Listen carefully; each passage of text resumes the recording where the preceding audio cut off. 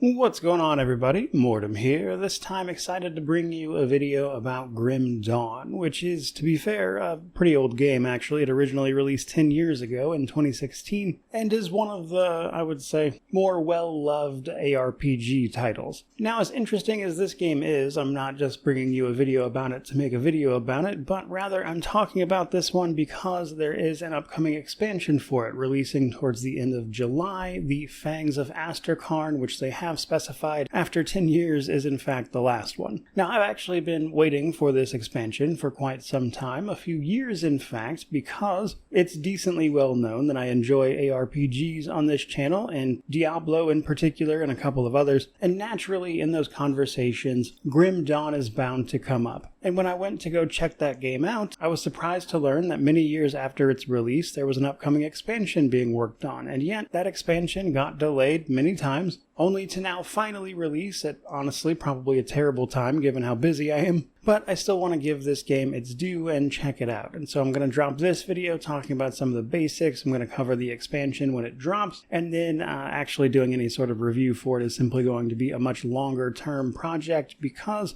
without this new expansion, most people spend like 200 to 300 hours trying to do everything there is to do in this game. And in that case, I need at least a few weeks to dedicate to it, which I am simply not going to have until at best probably the end of the year, at worst more like next summer. Now, I'm going to assume at least a couple people watching this have never played Grim Dawn and are merely interested in the upcoming expansion perhaps, or just want to hear me talk about it, I guess. So I will run over the basics, talk about how I felt about those, talk a little bit about the upcoming expansion, and then we will wrap it up until July 23rd or so. Grim Dawn was an interesting game pretty much from its immediate announcement, and this is because it was actually worked on by both some ex-developers from Titan Quest and Diablo 2. And as you would probably expect, it also does some fun stuff with its systems that I think are probably not a great surprise to you if you've played either of those games, but the world itself is called Cairn, and you are playing after a moment called the Grim Dawn. My understanding is that before all of the nastiness happened, people were researching into beings called ethereals, only to have dug too deep and too greedily, only to unleash these ethereals who went about possessing and murdering humanity in an event called the Grim Dawn. Our character is one such human that was possessed only to be left right after it happened, and you are saved from your imminent death by a local resistance leader, and your job basically is to win their trust and then of course fight back that larger project, if you will, and then I would assume the story carries on from there. Now, the opening portion is pretty much what you've come to expect from ARPGs. Go do a bunch of small jobs, clear out the proverbial den of evil, come back, get some gear, go a little further afield, etc. But Grim Dawn sees you combining two masteries to make your class. There are several of these masteries. Every time you level, you get 3 points to put into them, and then an attribute as well, and then putting points into these will typically give you a bunch of passive bonuses to your stats and the like. But each of these masteries basically represents a play style, and then you can freely mix and match them as you please once you hit level 10 anyway, and pick up the second one, which is where I would say a lot of the fun of this comes in. Now, the game does have increasing difficulty modes, as you would expect. Easy, normal, and hard, or easy, elite, and nightmare. I actually turned the veteran mode on for normal, which has been fun so far, but that's just a little extra modifier for normal difficulty. And on the high end, your permadeath ultimate difficulty runs are kind of where the be-all, end-all of the challenge is, and it'll be curious to see how the expansion winds up affecting that as well. But I mentioned difficulty because my understanding is on those really high levels, you want to play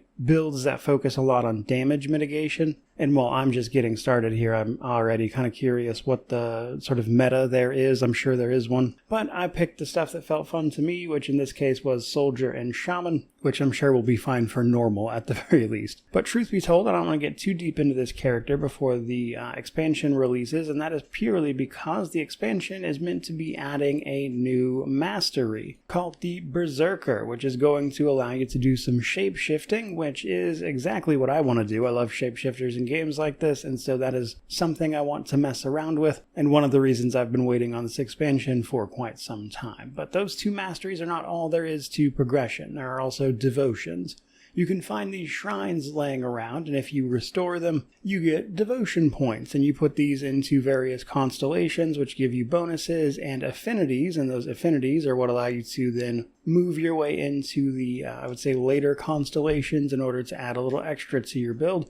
And then if that wasn't enough, there's also itemization, which often includes item skills that will trigger based on what you're doing with that item. And putting all of those things together, you have a pretty robust system that is kind of mix and match in terms of what class you actually want to play. And so far, just from the opening few hours, this seems really, really fun. And given the love I've seen people have for this game, I would assume that only gets better as you go. And from what I understand, if you make mistakes, there are like respecs and stuff available as well, so it's not like you can't fix a mistake or anything. However, even beyond just those interesting progression systems, this game, even back in 2016, was doing some fun stuff for ARPGs in the sense that it looks to me like the world is pretty open. That is to say, you can pretty much walk from one place to another, as opposed to being like sectioned off chapters, that kind of thing. And so the zones you are in are a little more open than you might expect. And while it's not necessary, I believe you are able to rotate the camera on top of some dynamic weather systems as well.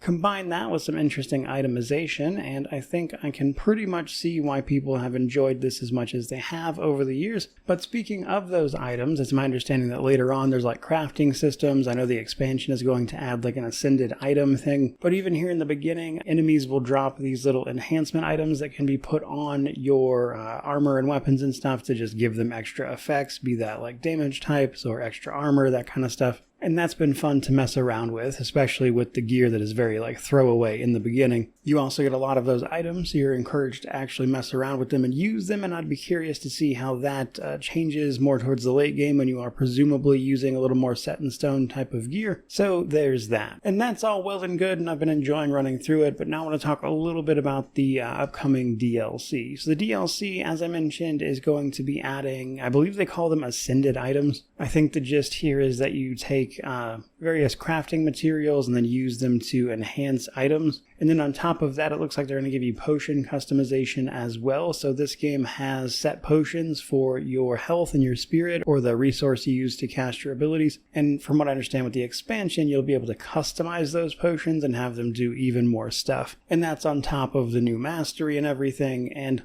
of course, the new zone. The zone is going to be taking you to Asterkarn, or a big frozen tundra type place where you're going to be interacting with 3 different tribes against all new foes, of course. I also believe they're using this DLC to expand a little bit of the content available in the other DLCs as well, like the Crucible, which is a challenge thing. And the DLC itself actually requires you to have the other 2 expansions in order to play it, which are Ashes of Malmouth and The Forgotten Gods. And given that they are saying the expansion here is about 80% of the original base game, it's a sizable expansion to not only the territory you'll be able to play, but the ways in which you can play it, and it looks like, at the very least, the long wait was probably worth it in that respect. So, as far as establishing a bit of a baseline for myself, I thought this was a fairly informative outing and figured I would share and talk about that a little bit with people. I would say most of my questions are things that would be answered naturally through just playing more of the game, which is simply going to take me a while, as I already mentioned, such as how itemization is in the endgame,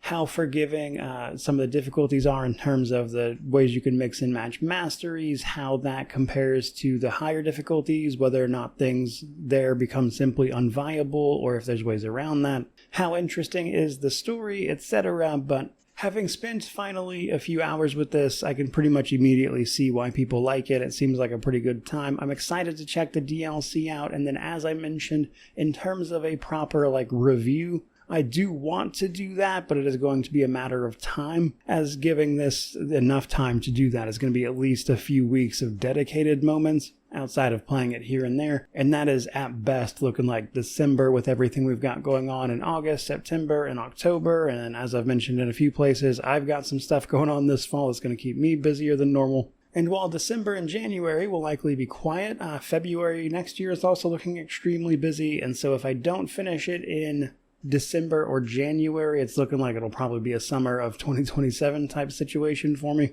But sooner or later, come hell or high water, I will in fact dive deeper into this, but it is going to be a long-term project, and I just figured I would share some of this initial experience with you guys. And by the way, before I forget, as of the time of this video, Grim Dawn and all of its DLC are on a pretty steep discount as part of the Steam Summer Sale ahead of the launch of this upcoming expansion. So if you are like me and had not played it previously and are simply interested in checking it out, you can get the version that has all of the previous content releases for about $16 US at 72% off. So with that, I think we are pretty much going to wrap it up. Certainly hope you enjoyed the video. If you did, by all means, like, comment, subscribe, all the YouTube jazz. Let me know what you think of Grim Dawn, if you're excited for this upcoming expansion, or honestly, just any general tips you want me to know about the game. I would not be averse to, so feel free to hit me with those as well. But regardless of any of that, truly, just thank you so much for watching. I really do appreciate it.